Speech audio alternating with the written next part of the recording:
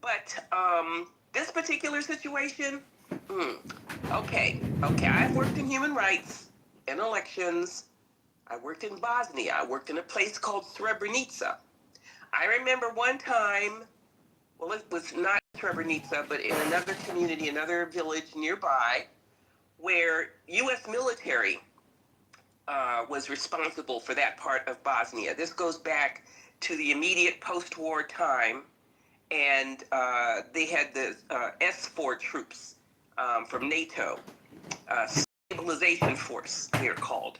And so I happened to be in a sector that was U.S. military S4 troops. And I'm working in the local municipal building with the local people. They're trying to reestablish their local government. And the main part of that was to reestablish the ability to vote. I'm talking about November 4th because that's at the heart. Everything that is at the heart, to show up to vote because you care, because you understand that's all they ask of you as a citizen. Well, not only that, but actually you need to run for office too, and you need to know what the issues are. But anyway, so these American soldiers come through on their patrol, and Lord have mercy, but this one soldier, he was carrying a firearm. The local people freaked out. They did not, I don't know how to describe it, but because they had just come out of an armed conflict where neighbors killed each other, a civil war. And it was against the rules of S4. They were not supposed to bring firearms into buildings on their patrol, but this dude did, a young white American soldier.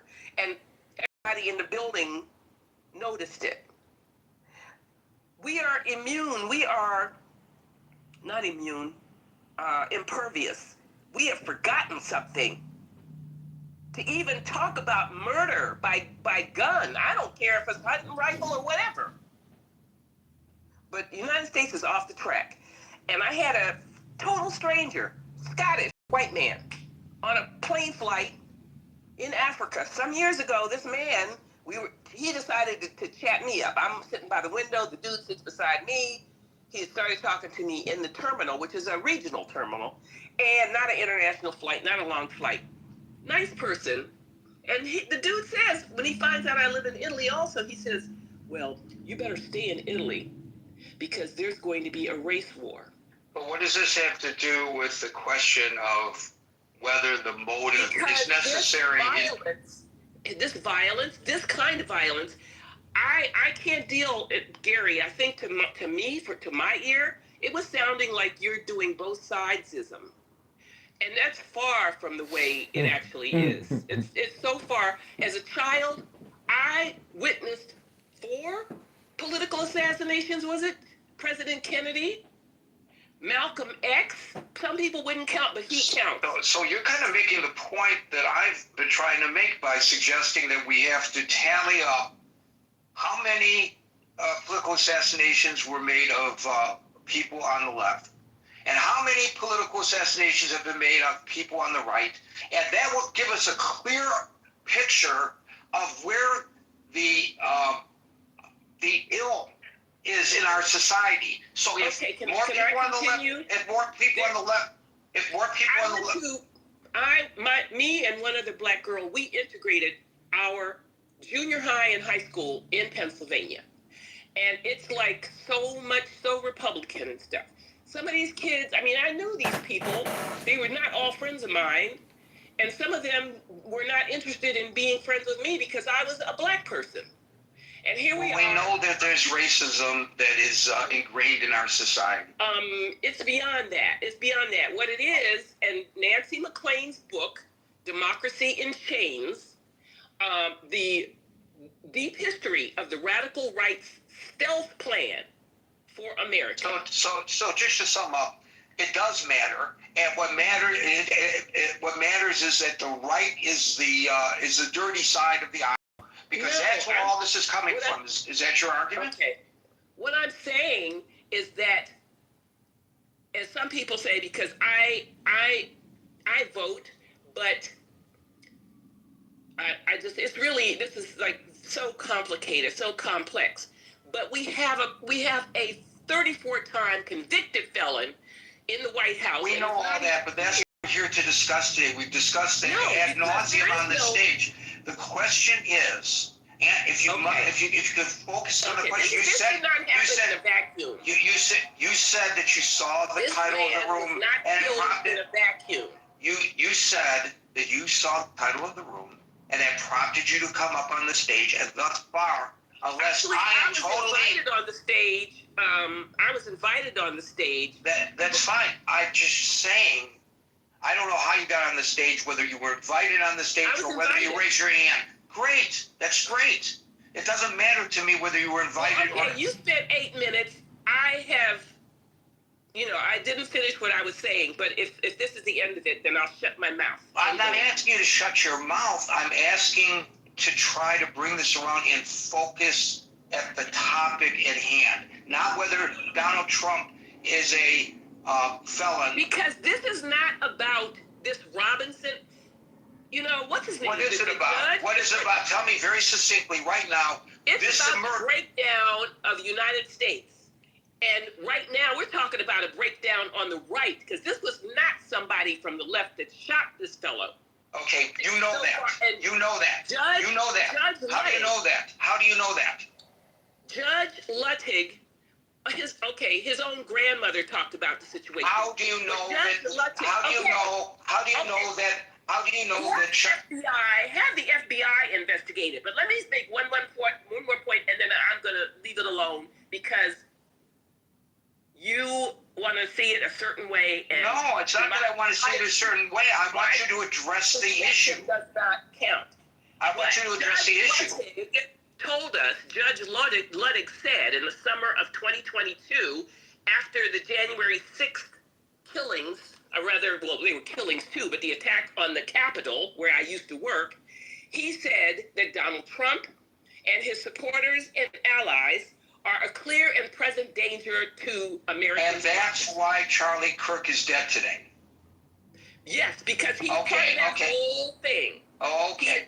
Okay, yeah, so he was a victim of his support for the evil Republican. Well, somebody quoted what he said about George Floyd, which was so tragic. I quoted what he said about George Floyd, by the way. No, I didn't hear. I'm talking about something I read earlier. I quoted it yesterday. I don't remember whether it was on... I wasn't here yesterday. I'm talking about something I saw. I'm just saying that I recognize that. So your argument is... I'm not talking to you. There's other people on here, too. I know that, Marion. Quit being so contentious. Thank you. Take care. Okay. As best as I can tell, Marion just illustrated the problem. She knows for a fact that the right is responsible for all the evil in the United States. And I'm sure some come up to the stage and say that they know for a fact that the left is responsible for the evil in the United States. That's the problem, in my humble opinion. That's not to say that the points that Marion raised are not accurate. I'm not saying that, and I don't want to be represented in my admonishment of the discourse. That's not what I'm saying. I'm saying that she's got it in her mind, and maybe she's right, that all the problems of our society come from the right, just like Donald Trump and his followers have it in their mind, and maybe they're right, that all problems of the society come from the left.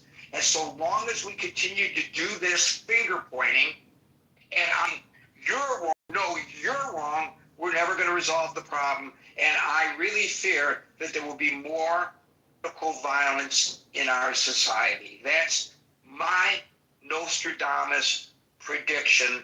I'm not qualified to do so, but that's my fear anyway. Dude.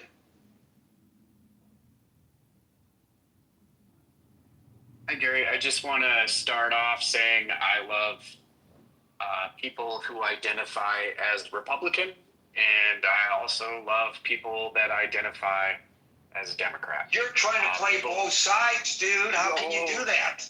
Well, it has to do with love and compassion, I guess, and common good, a common ground. The common ground would be the country, right? And the democracy. democracy works in a healthy way when people actually share common ground and have compassion for one another and actually work together, even through their differences. Actually, it's interesting. I heard from older generations growing up that that the youth has lost the ability to sit down at the table and have a coffee and not get upset or storm off or call the other person names. Um, it seems like it's not even a generational problem anymore. That it's like a common problem. That people in all generations who are indoctrinated and partisan treat each other terribly.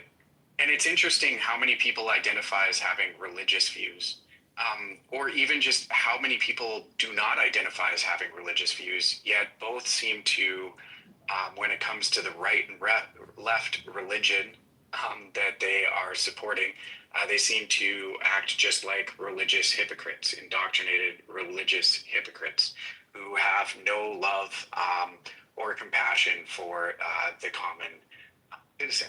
To your point, dude, if you don't mind me interjecting. That's all my point is that. I just want to underscore and illustrate this with something that happened yesterday. Okay, thank you very much. I hate that when I go to this website, it talks. I didn't ask this website to talk. Shut up. Right. Oh my God, stop. Stop. I stopped and it's still talking. Okay. What you're hearing in the background is Cornel West, the esteemed professor, former candidate for President of the United States, storming off the set with Piers Morgan during a debate on the death of Charlie Kirk. There's your prime example of exactly what you're talking about, dude. 100%. He couldn't handle it. How could a guy like Cornel West not handle Piers Morgan? How can Piers Morgan and Cornel West, a professor at Princeton, not have a civil discussion over the issue to the point that Cornel West gets so frustrated that he storms off the set? Isn't Princeton supposed to be an Ivy League university, one of the top universities in the country? Harvard, Princeton. I think it's is Harvard supposed to be the top and Princeton supposed to be the next most esteemed university in the country? And a guy of the stature of Cornel West can't handle Piers Morgan? Whatever you thought about Charlie Kirk, he certainly can handle a debate without storming off like that. Just saying. Thank you, dude. Yeah, it was a lack of emotional intelligence. I'll just laugh. I think so. I think you're right. I think you're right. I think you're absolutely right. Thank you, dude. King, you're up. Yeah, so I do understand why Cornel West would have stormed off. This has been a very difficult conversation to have, particularly with people who,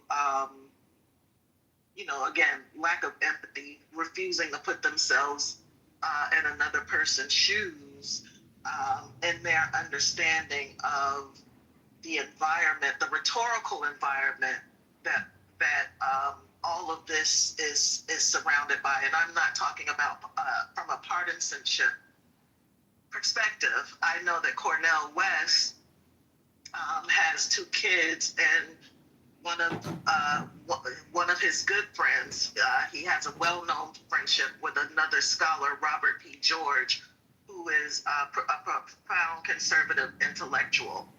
I also know that Charlie Kirk and Cornel West have had engagements, personal engagements. I've heard them talk about their personal interactions over the last couple of days. But I'm sure that at the time he was probably trying to, I can only imagine, but I would guess that he was having a conversation about some of the words that have been spoken and why they are or are not problematic as it relates to marginalized groups.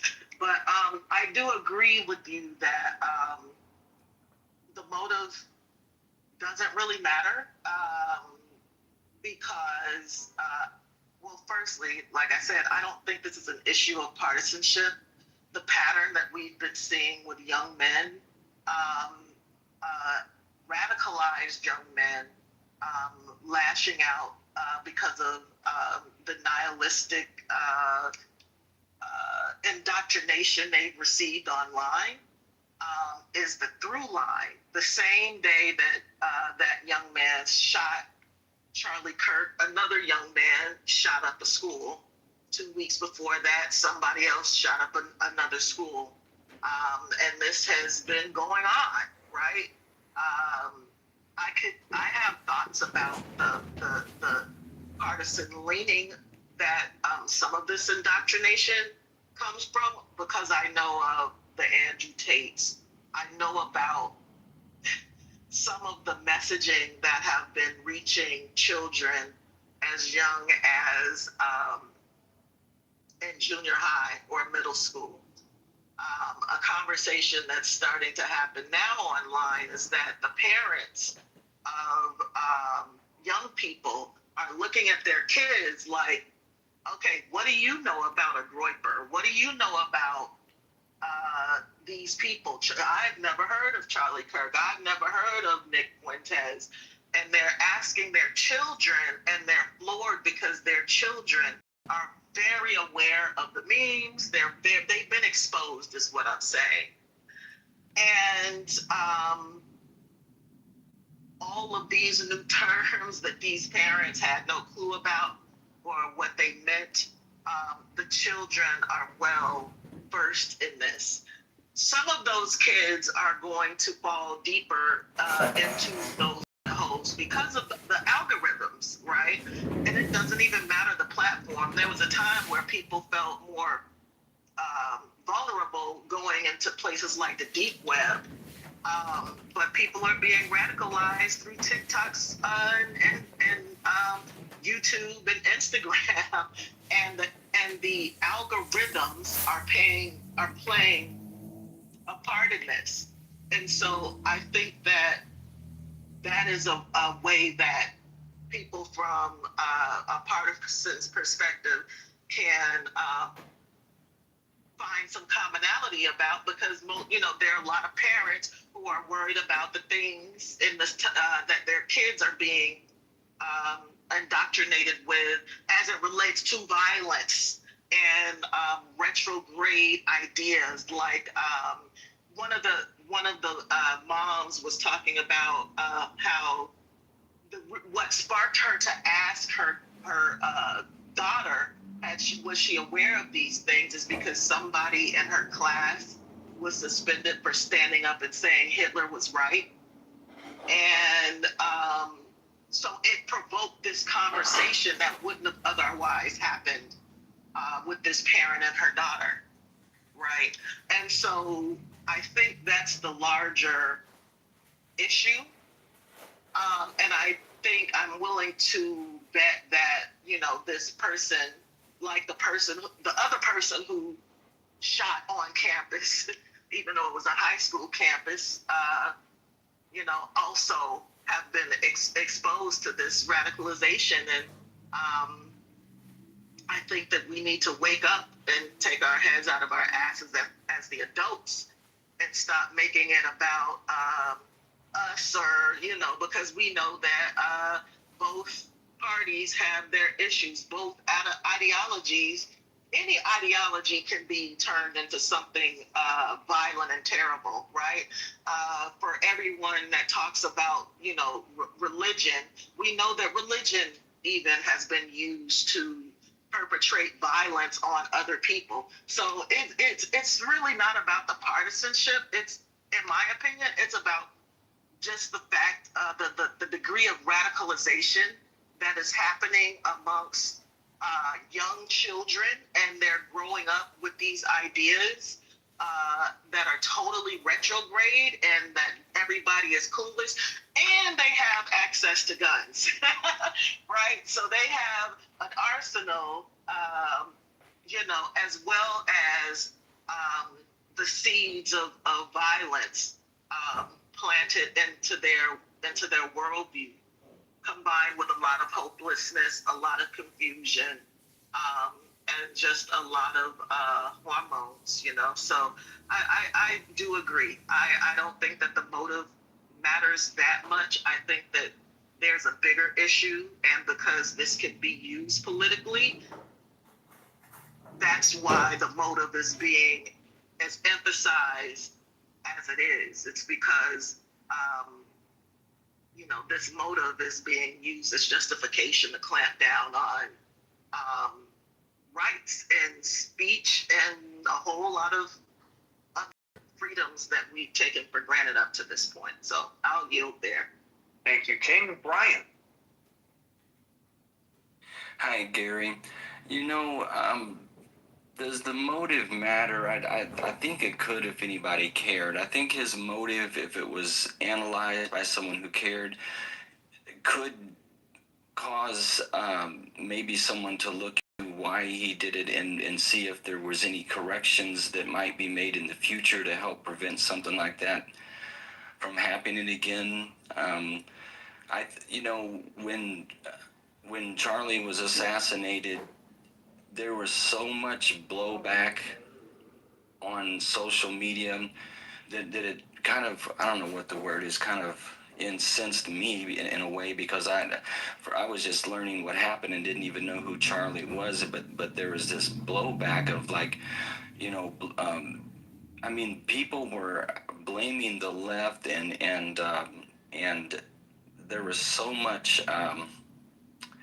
I don't know how to describe it, just kind of blowback toward the left, and everybody was blaming them before the guy was caught, and really before the news story was out everywhere. So I don't think that any motive is going to change people's minds, and especially when like Scott and so many people already mentioned that the president and attorney general and all these major players on the right, or I should say MAGA, have it ingrained that it's the left. I think in a way that they're going to capitalize on that as much as they can leading into the midterms. It's going to with that and the gerrymandering. I think they're doing whatever they can to try and save and gain seats.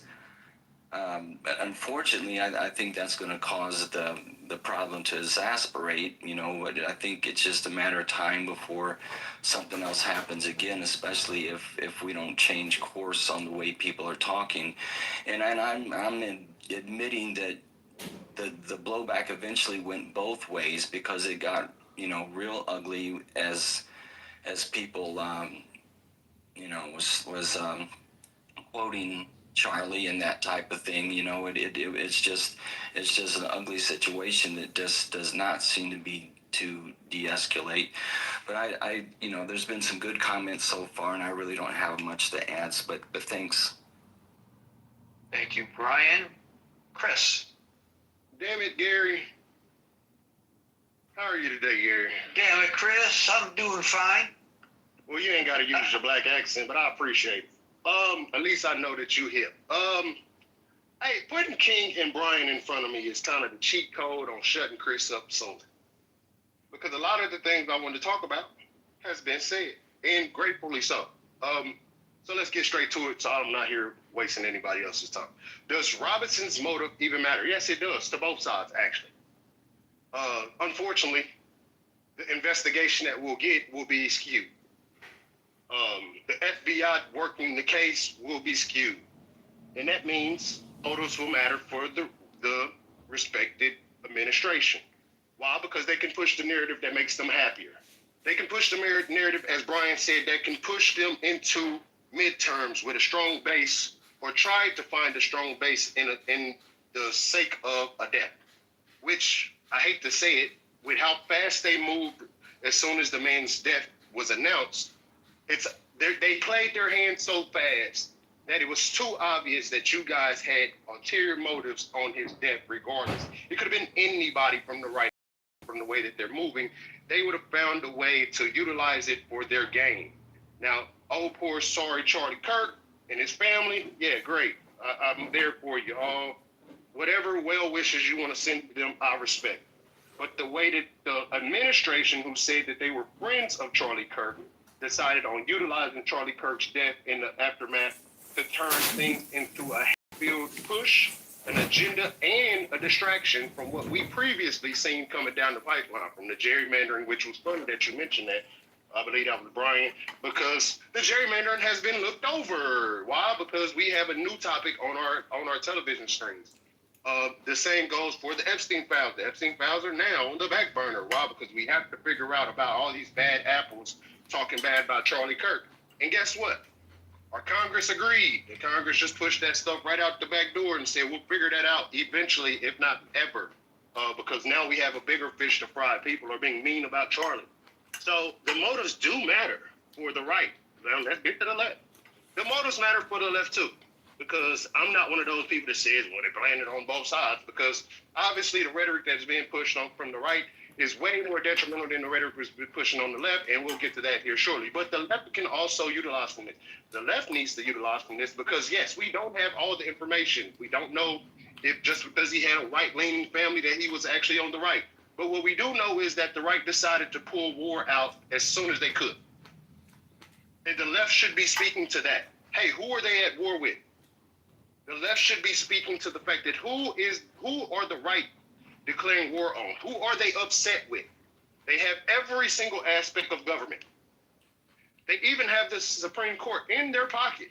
And we can honestly say that with a straight face. The Supreme Court has done a lot of damage in the name of Donald Trump, the president. Let him do it. So the motives here just strictly goes back to, on the left side, hey, these guys said that this was a left-leaning thing. They said that the left is the danger. It's the left's job to point the picture. Well, the president said specifically the Democrats. Yes, I mean, everybody on the right. I mean, literally, you could have turned on Fox News before you even seen the president, and the message was already out. I'm going to say that again. The message behind Charlie Kirk's death was out before Charlie Kirk's death. And the only way I can put that and say that in the way with so much vigor and understanding that I have a way more chance of being right than wrong is because the message was instant. Yeah, and Charlie Kirk, by the way, is by all accounts to this point, this may change, was apolitical in terms of partisan politics. Something to take into consideration. But the message, by the way, was instant. It took no time to get out the message across the Republican pundits that it's the right's fault, regardless of the information we have. The left's fault, yeah. Well, yes, the left's fault. I'm sorry. I do apologize. The left's fault that all of this stuff falls victim to. Before we knew who the guy was, before we even knew the video of him jumping off the back of the building in the Converses, before we realized that he broke down a gun in less than 2 seconds, we found out that it was all the Democrats' problem.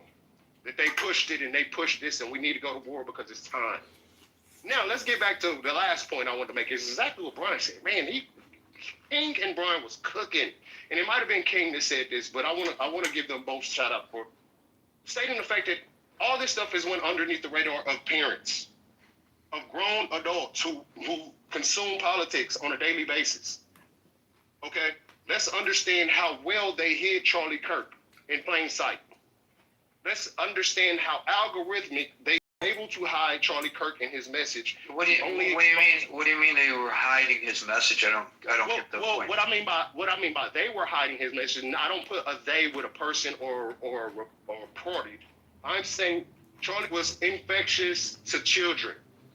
He was talking about who are you? And adults did not know that Charlie Kirk was talking to the youth. Remember when they had this is a whole problem. Let me give you an example, Gary. Okay, wait, hold on a second.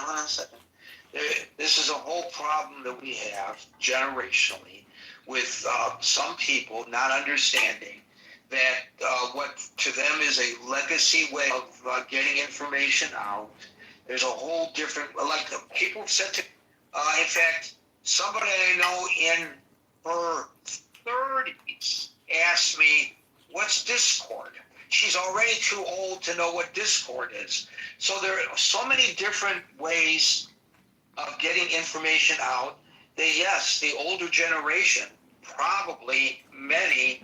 I mean, how many people came up to the here and said, "I've never heard of Charlie Kirk"? And I think that's a terrible thing, but I do also understand and I sympathize with those people because a lot of those people are just not in the bubble of information, and that's fine. But go right ahead, because I do have a point that I want to make. No. I was just trying to explain why that is. Go ahead. Okay, going back to my point, we all have to remember there was a time where they had children cartoons on YouTube, but in those same children cartoons, they had messages in those children cartoons with the little scary face thing that used to tell the kids to kill their parents and harm themselves. There was a cartoon on YouTube. If you were a parent, you may know this. That they had in the cartoons, they were putting hidden messages in. It was, I forgot what the blippy or whatever the thing was called, but it was a true message being pushed to the youth. But the parents had no clue because they just give the kids the cartoons or the iPad. The iPad eventually puts it all in algorithmic, and it works on the children. We have to be more understanding on what and Gary, but last thing, because you brought a great point, but I want to make sure I don't let this skip over. The Charlie Kirk situation wasn't just something that was undertoned by Charlie Kirk to push to the children. He had investors, he had backing. Somebody knew this message was getting pushed to Charlie. Okay, so now you just taught me something that I didn't know. And I acknowledge. I know you Googled it. I acknowledge that I went to ChatGPT, and they reference the Wikipedia. And what it says is, and I was unaware of this. So there were disturbing child-targeted videos on YouTube and YouTube Kids. Yep. They contain hidden or spliced-in scenes, yep, urging self-harm or showing extreme violence. Bang, bang! And a number of parent reports and tabloids also circulated claims that some clips contain messages encouraging kids to harm others, including their parents. Hey. Major investigations in 2017 through 2019 documented the broader problem known online as ElsaGate. I don't know how I missed this. Hey, Gary, don't worry, because the people missed Charlie Kirk too, and this man already passed away. And related phenomena, and showed that malicious actors were slipping grotesque or instructional content into videos that looked child-friendly. Holy freaking Hey, Gary, crap. I'm going to jump off of this bridge with this one. Hey, I want you to also understand Kirk was doing something very simple. He was pushing a message behind the Christian belief.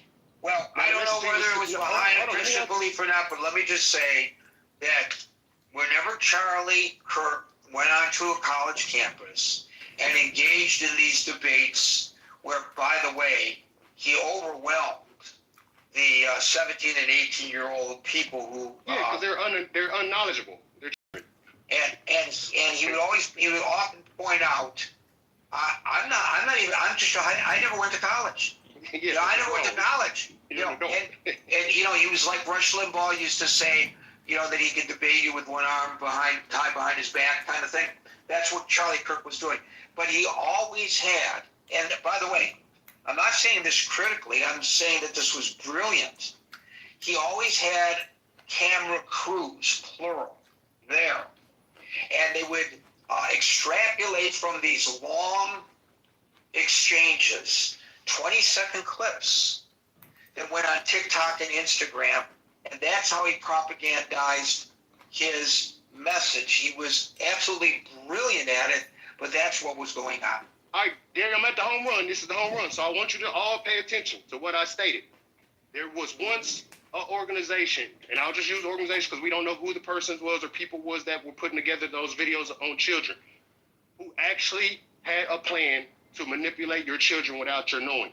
Again, not trying to discredit Charlie Kirk or the message of does Robinson motive even matter? Yes, it matters on both sides, but I want people to understand that, yes, you may not have known who Charlie Kirk is, but understand the system does.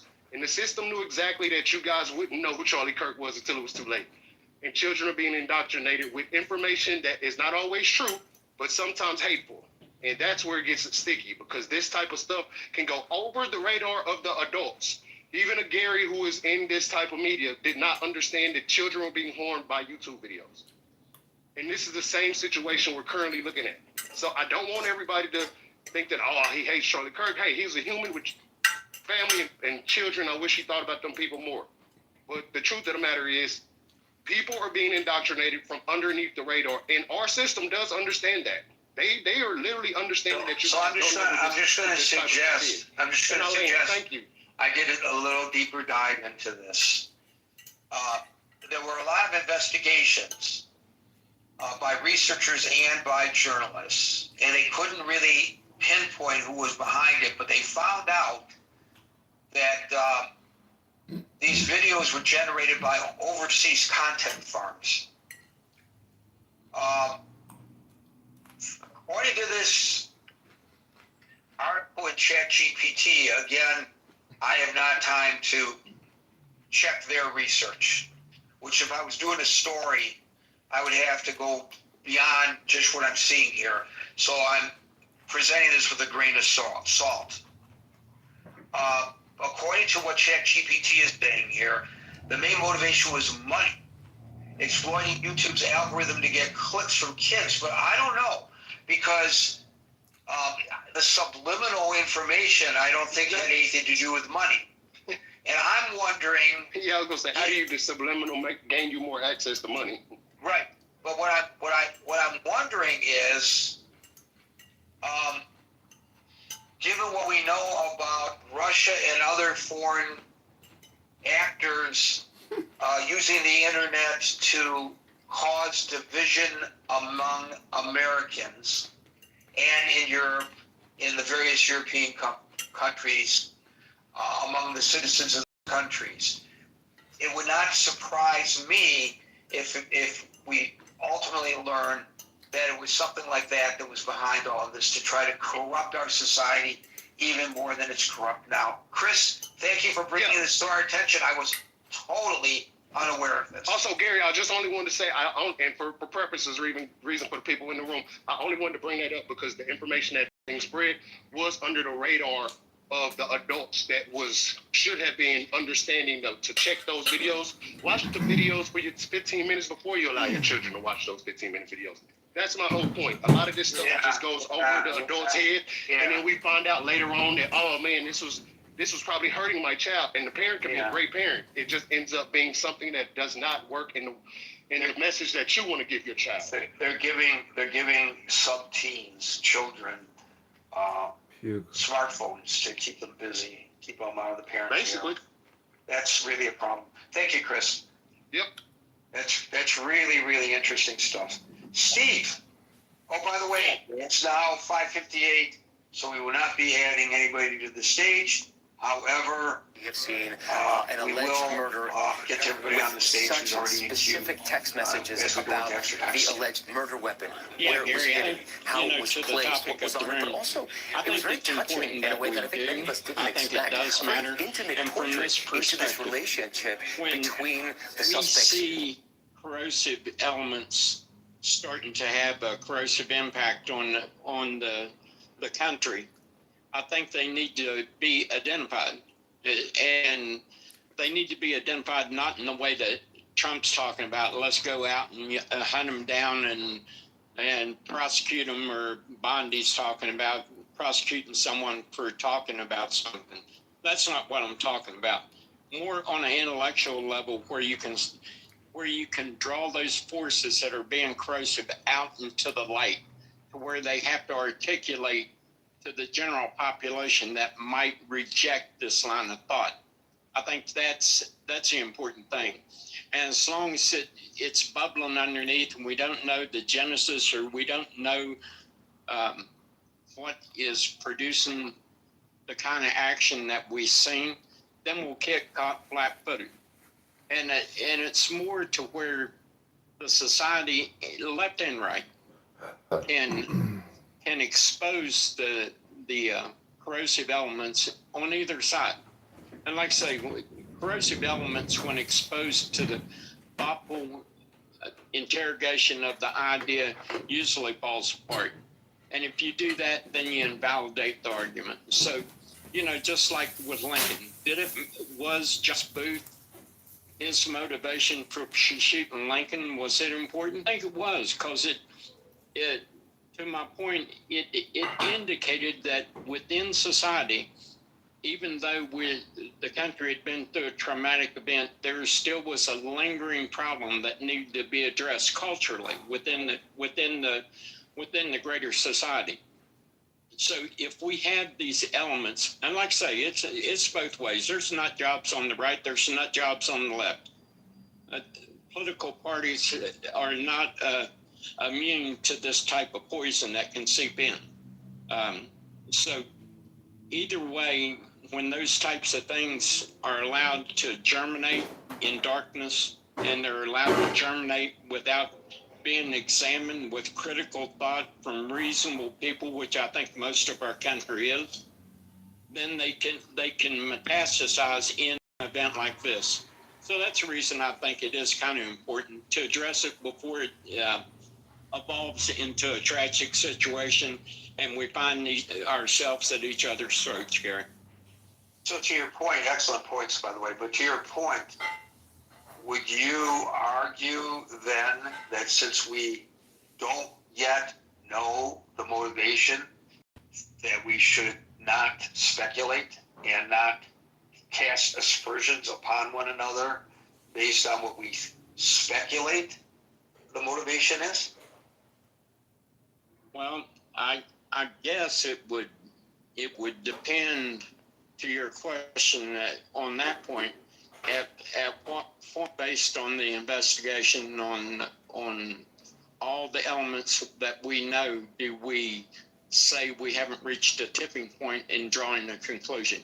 I guess what I'm trying to say is, how much more information do we need to draw a conclusion, and are we drawing it prematurely? You may be correct. And everybody can fall victim to that because passions become inflamed and you have presupposed ideas about people and things that you can become irrational at some point. So I don't know. I'm not. I just don't know that there. From my point of view, that based on the information I've seen, that maybe I need that much more. I could have a huge blind spot here, Gary, and it may be related to my affiliation. And I'll leave it there. What's been going on in my mind a little bit is, and we don't know if this is true, but supposedly there's some kind of a transgender issue here because he had a romantic relationship with a transgender roommate. And we know that a recurring theme when Charlie Kirk was on campus, he would be challenged by folks who were transitioning, were furry babies, were people wearing the clothes of typically worn by people of a gender other than the one that was, as they say today, assigned at birth. And there was all these contentious discussions about transgenderism. And in that community, a lot of people felt that Charlie Kirk was a hateful person for the comments that he made. I'm not arguing that he was. I'm not arguing that he wasn't. I think it's fair to observe that a lot of people who confronted him on college campuses, and this was a recurring theme, felt that way about him. I also know,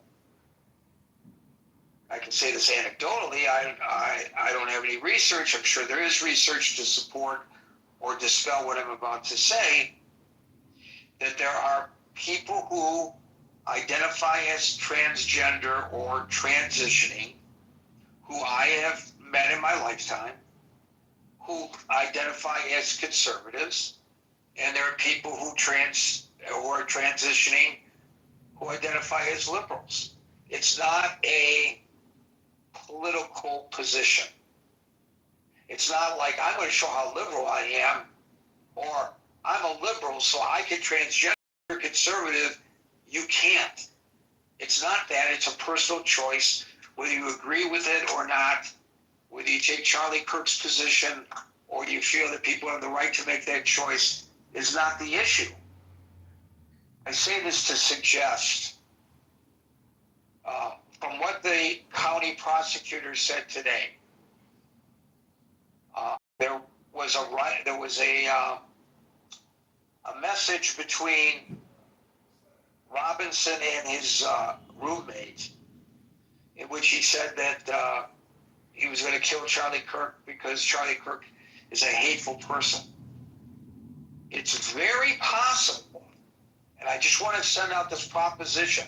I'm not arguing that this is the case, but I think it's possible that this was obviously an act of hate. Anytime you kill somebody, it's an act of hate. Generally, when you kill somebody, it's an act of hate. There's some exceptions, like self-defense. But this was obviously an act of hate. By his own admission, it was an act of hate. But it may not have been a partisan political or political ideological act of hate. It may just be this guy is influential in drumming up opposition to being a trans individual. He's a hateful person, so I'm going to kill him. It may have nothing to do with Democrats or Republicans, conservatives or liberals.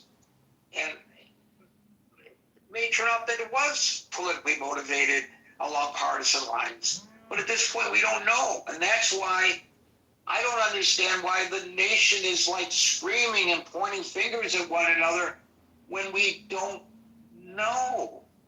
Don't let facts get in the way of a good argument, I guess, is what's going on in our society, Steve. Yeah, that's a really good point. I haven't heard it articulated that way, Gary. That's a very, very, very salient point there, and that could be. Actually, I hadn't considered the way you phrased it. I'm not saying that I'm right, but I am saying that there's a possibility that that's the motivation. Yeah, I know. And that's true. I mean, you should consider all possibilities when you look at something like this. And that's actually one I hadn't considered. Good point, Gary. Thank you, Steve. Meryl,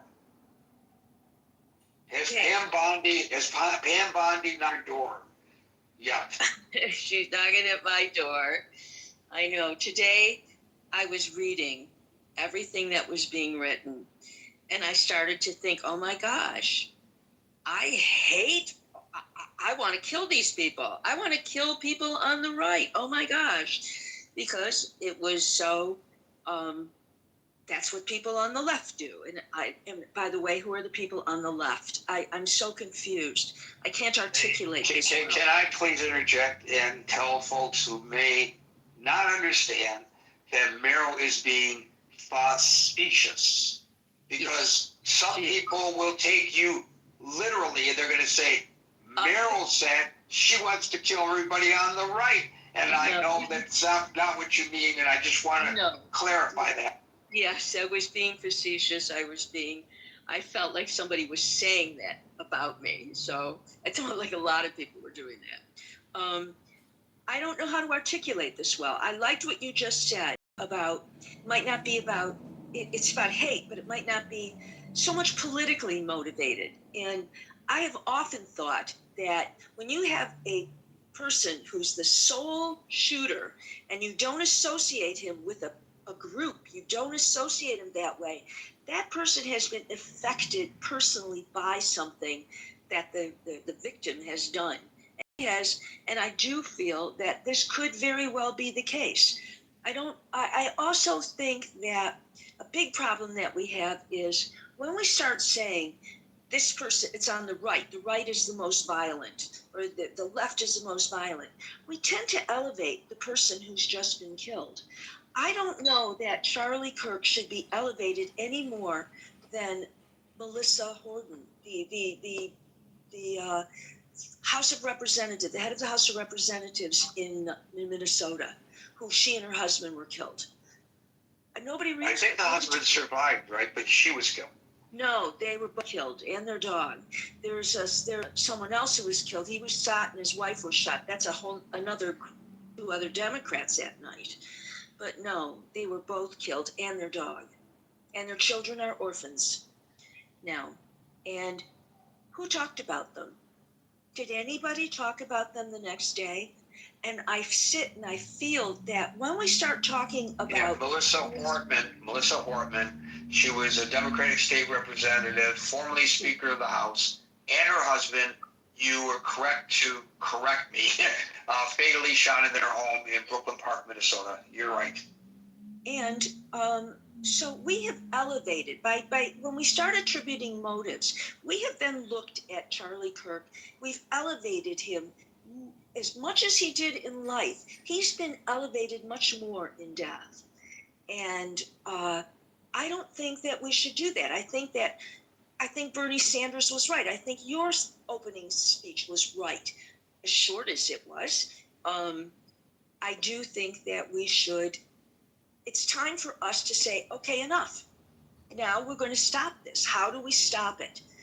There's so many reasons why we should. And this is how I feel right now. I feel that we need to put an end to it. I don't think we need to keep showing, have a contest. This group is more radical than that group. Because there's another thing that we don't know. We don't know on a daily basis, we don't know how many people get killed or how much domestic abuse there is that are started because of a political argument. We don't know that. We don't know about all the threats that come in that the FBI is keeping us from. We don't know all of these things. So we've got to be, and I just think we need to be more careful. But I want to stress that when we start saying it's more on the right or more on the left, we start to elevate people that maybe shouldn't be elevated. Maybe everybody should be looked at the same way. Thank you. Here, Meryl. Pardon? He said, here, Meryl. Who's that? Thank you. Marshall. Oh, thank you. Thank you, Marshall. It's across the aisle. Thank you, Meryl. Double. Hi, Gary. Yeah, it's been an interesting discussion. Didn't know about the YouTube hidden message. I know. I thought he was like blowing it out his ear. Yeah, it sounded I said, what the hell are you talking about? Oh but my God. I do appreciate, directionally the ideas are coming for your children.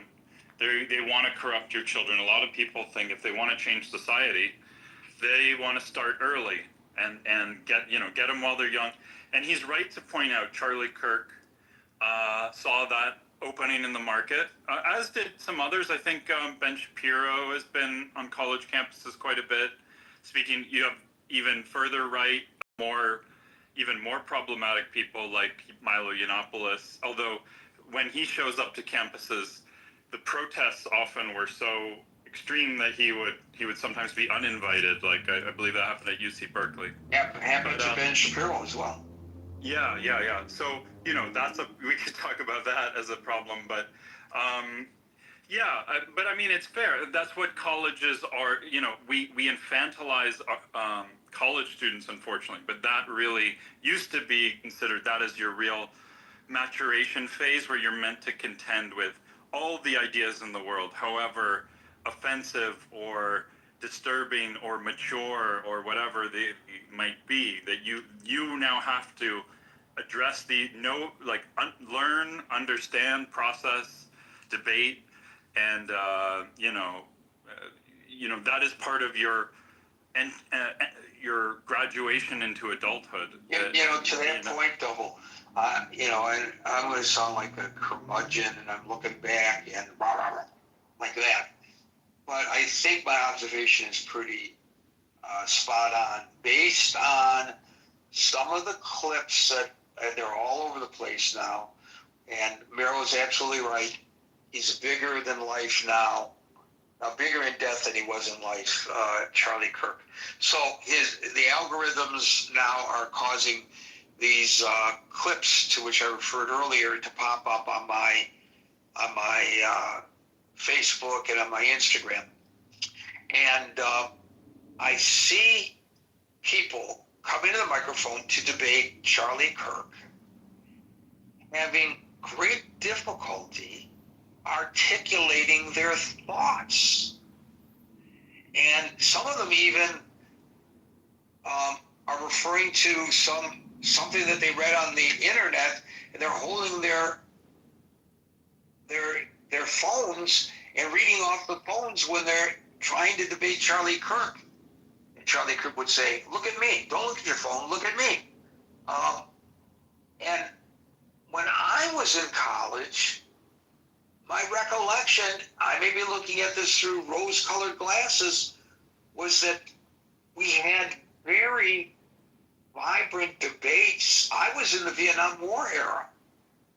We had immense discussions about the war, and people could sit down, usually over a beer at the local pub, and we could have an articulate, mature discussion about communism and the domino theory and exploitation and empire building and all that kind of stuff. All these various views were discussed.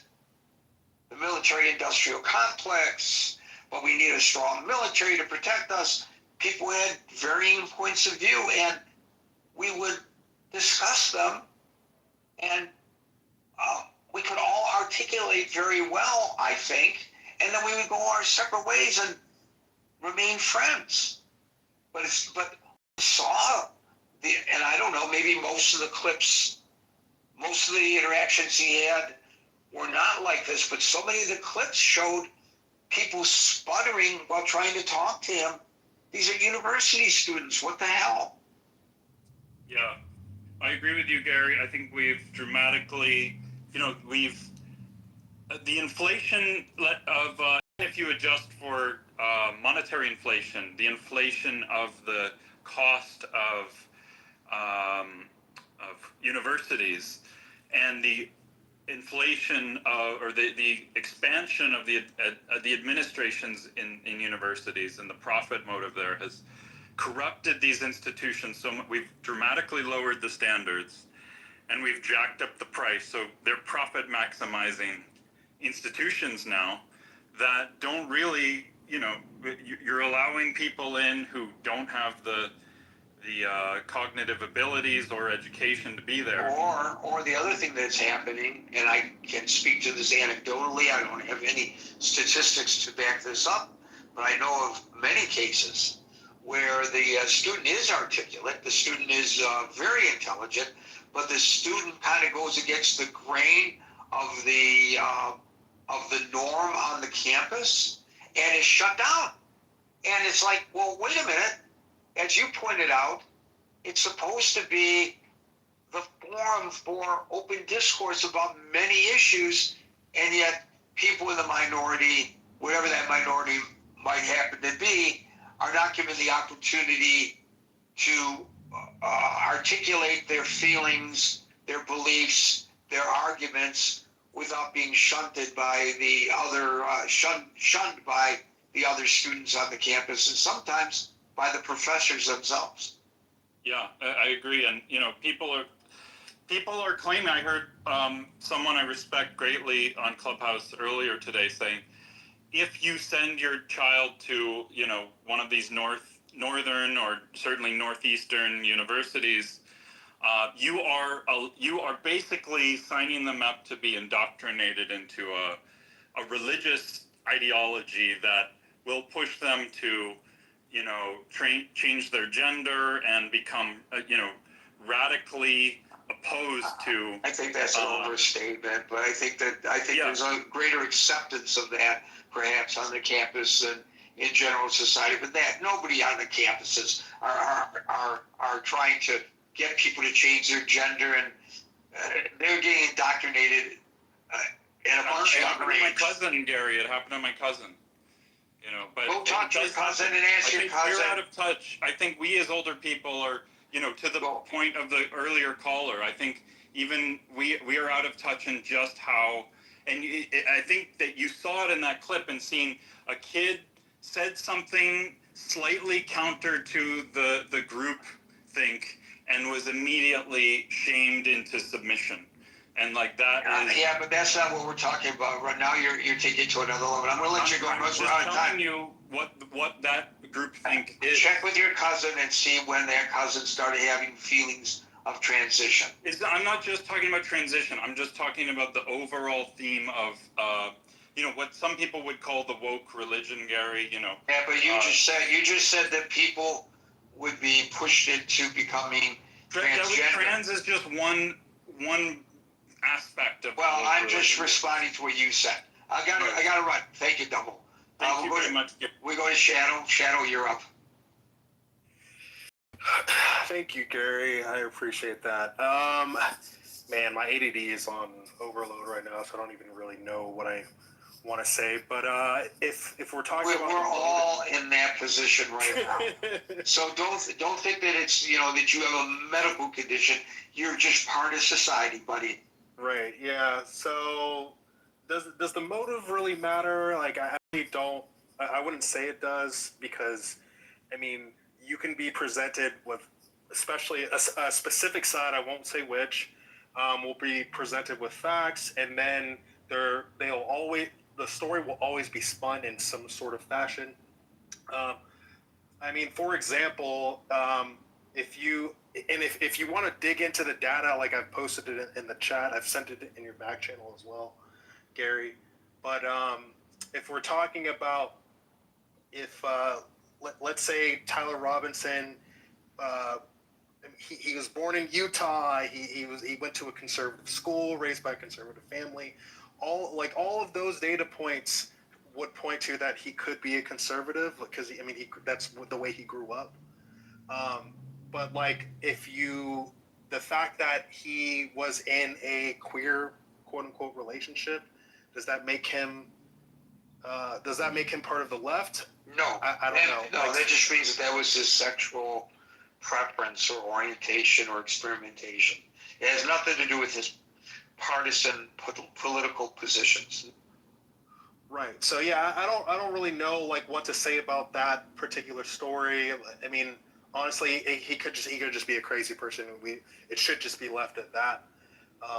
But like, again, the data that I added in your chat, if you go to, it's by the Cato Institute, and then I think it's SUNY, the New York University. I forget like what the acronym means, but like, if you look State University of New York is SUNY. State University of New York. State University, there it is. If you look into the data, it's pointing to a particular side. If you look at right after 9/11, the data shows that most of the violence was caused by Islamism. I don't know why they would include like international crimes into that. I felt like that part of it was kind of skewed. But if you look at all of the tables, the data is pointing to a specific side, which is the right, and all the ideological homicides that have happened over the years. And then the state college, the state University of New York, State University of New York data also points to all the homicides that happened prior to 2000 onward to 2016. It's by the right, and the data is there. One of the tables shows the number out of 269. It leans towards the right, and then the table right under it is out of 469. It is, I mean, it's clear as day where the violence is coming from. But even with that data presented, what does the partisan bent to political violence have anything to do with it? Like, why are we taking their political view into account? Isn't the violence just bad because it's murder? My point was just that if you're presented with facts, people will still always spin it in some way or fashion. But I'm just predicting. This isn't my study. This is where it's coming from. So that's all I was pointing out. Okay, no. Although anecdotally, recently, the victims of political violence have tended to be people on the right, with the exception of what happened in Minnesota. By the way, breaking news out of London, where the president is on a state visit. I'm kind of chuckling about this. Somebody projected these big images of Trump and Epstein onto the castle. And more people got arrested for that. But you got to see the video of this. I'm sure you'll find it all over the damn place. Holy cow. Thank you for that. Is pretty cool, actually, I thought. Shadow, thank you. Dave? Yeah, no problem. Gary, I think you are one of the few speakers since this topic started to talk about potential exploitation by foreign actors. I think this is something that need to look into it. It's not recent. It has been planted in decades, and because even the professor are infected, right? It means something quite long. But the good thing is after all this discussion you brought up, the picture start to seem very clear, and there is a solution. I always look for solution. It's not. It is time that both sides have to come together. Yeah, this is good. Just like here, there's an opportunity of healing because we get to hear both sides of view, and we need more platform like that. And we need to figure out how to scale so that both sides can come together and look at it and figure out both sides could contribute to the solution. It's not one side, it's need both sides. Because, from what I hear is the Thompson already hear something. Charlie Kirk is coming. I think he heard it like 1 week earlier. So, and he's already thinking, but then he heard coming, and that somehow eventually triggered to, now is the time. And then he left a note under his keyboard, right? Say, I have the opportunity to kill him now, blah, blah, something like that. So, and that, I feel like the motivation is based on transgender identity things. And I'm foreign to this topic, but as I debate in Clubhouse, occasionally I come across people want me to put this topic as equal status as protection of Western civilization. I was like, what are you talking about? I was trying to minimize this important, but I think these people are really feeling their voice are not being heard, and they are feeling a lot of challenges and threat from multiple ways. And I'm guilty of it. I just put less important, but I'm not like discriminate, right? But I think they want their voice to be heard, and they're feeling a lot of threat, and they amplified it, and the killer of Charlie Kirk took that response, right? And I think so. I did ChatGPT and asked a couple of questions. What is this transgender motivated violence compared to political violence? I asked this question. It come up with very nice arrangement. It will take me some time to figure out how to organize it in a very coherent point. I urge you all to ask this question to the ChatGPT. And I think, is this motivated politically? I think from the time Charlie Kirk was, from the Republican point of view, Charlie Kirk in the way is a very rare person. He has a lot of talent, and he still have a lot of things that he expected to do, but he just been killed too early. And the Republican side is shocked. And they need to figure out an answer, a revenge. And just like the same thing, when Lincoln got killed, and because it was just a few days before a Southern Confederate surrender, so someone has to figure out a revenge. And so the Republican side is acting on this, right? But I hope they realize that, again, I don't want to take up too much time, but I somehow figure out. So It has many things. When Trump take over, he's very hard. Common sense. You're either male and female. He took it very hard and he pushed it, and it's taking it too fast because this concept has been cooking for many years, and this community need time to adjust to Trump's approach to very hard, very quick change, and so this community have no time to respond, and this is also politically motivated in the sense that when Trump is running for re-election, Charlie Kirk is understand the position of the party from the religion point of view, from Christianity point of view. Again, that is something also the Republican side had to look at it. How hard should one look at to pro-life, transgender thing? Because most of the discussion I hear the student coming in, just like you say, they were looking at handy and start asking questions. They are all immature in their understanding what pro-life and what transgender and so on. So, so what I want to say is there is a solution and it's a good opportunity, and both sides have to step back, and both sides have to understand in the end, you are American. Your enemy is foreign and not among yourself. Thank you. Thank you for that. Dave, AC, and then Steve will get the last word. AC.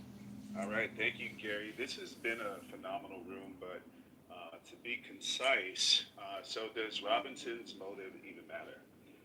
My perspective, when I first heard the name Tyler Robinson, I was saying in my head, please don't be a black guy, please don't be a black guy, please don't be a black guy, please don't be a black guy. And the reason being is this is a single most important element of this entire thing. I almost did a room saying, call it the Kirk Alert. Which minority group are they going to scapegoat for the killing of Charlie Kirk?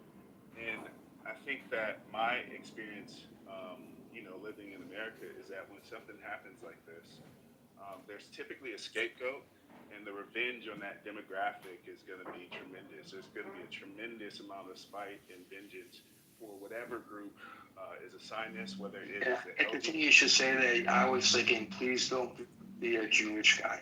So.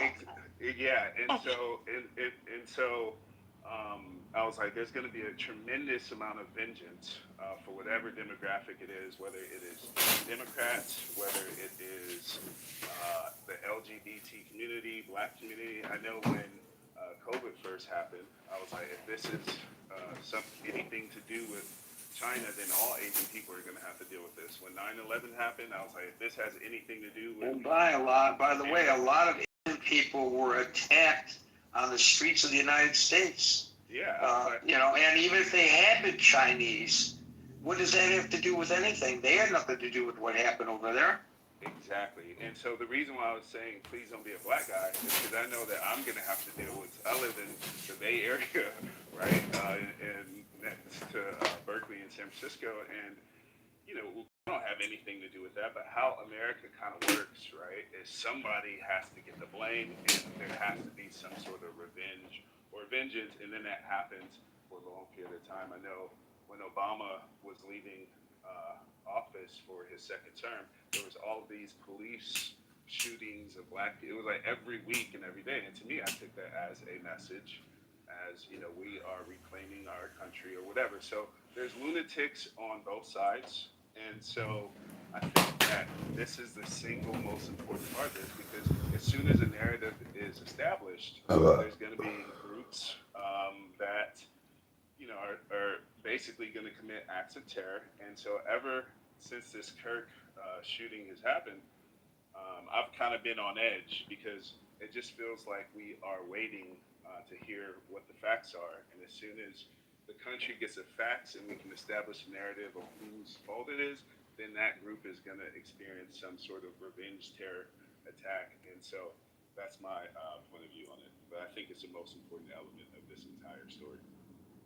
Nobody else has brought that up. It's really important. I'm glad you did. Thank you, AC. Steve, you got the last word. Thank you. Gary, so glad I've been listening to your show today.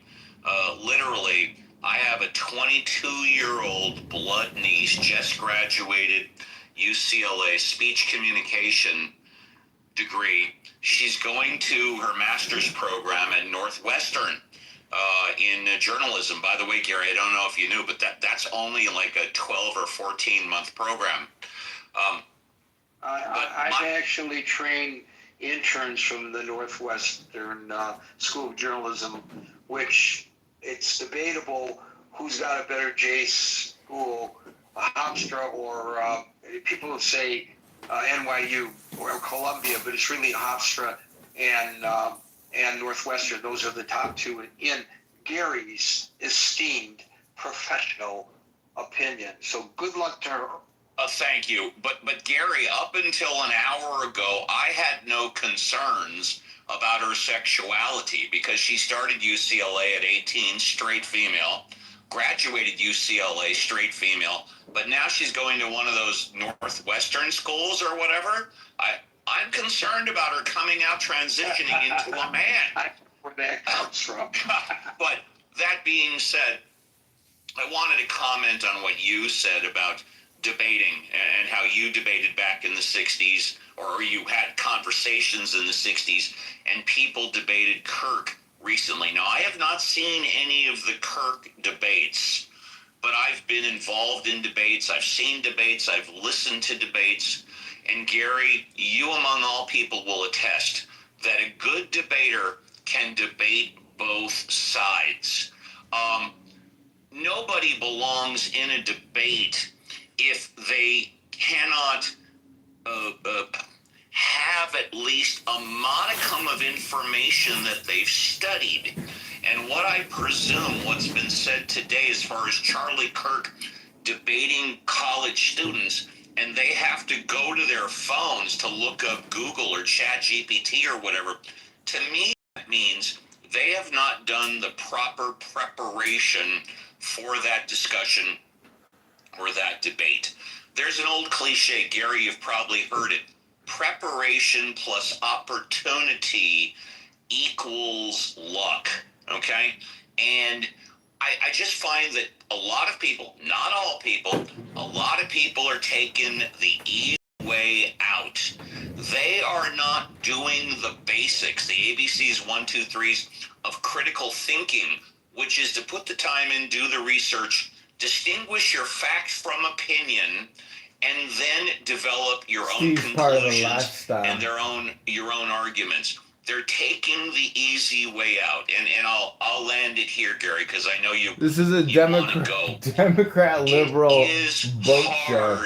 To do Gary the Scott research. and Alan, three It sailors. is hard to do proper preparation.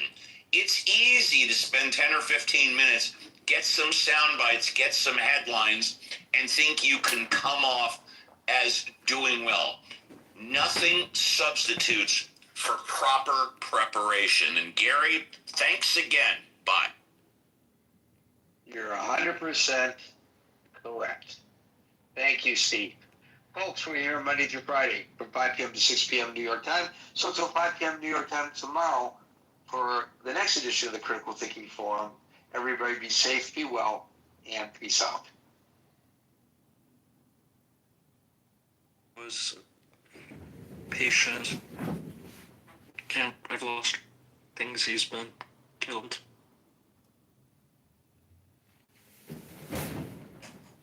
More people talking about nothing and wasting all their time. Welcome back, everyone. Another exciting show where we record people talk about nothing and waste all their time.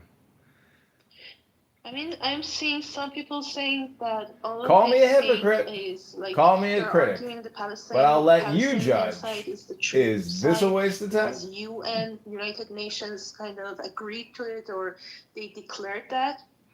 I mean, if United Nations was the perfect source, they were stepped when on a Iranian duck? people were being killed. Nobody talks about that. There are so many people killed all around the world. Then, I mean, United Nations do shit. In Iran, we consider United Nations a kind of, I would say, a sham. There are so many countries in the world, and they come with their own bias. So of course, yes, it's an international organization, but it doesn't mean that they are free from bias or lobbyists. If they were really on the true side of the history, on the side that tells the truth, stands for truth, they would have stand for our people, for Iranian people who were killed in the streets, yet they said shit, they did nothing.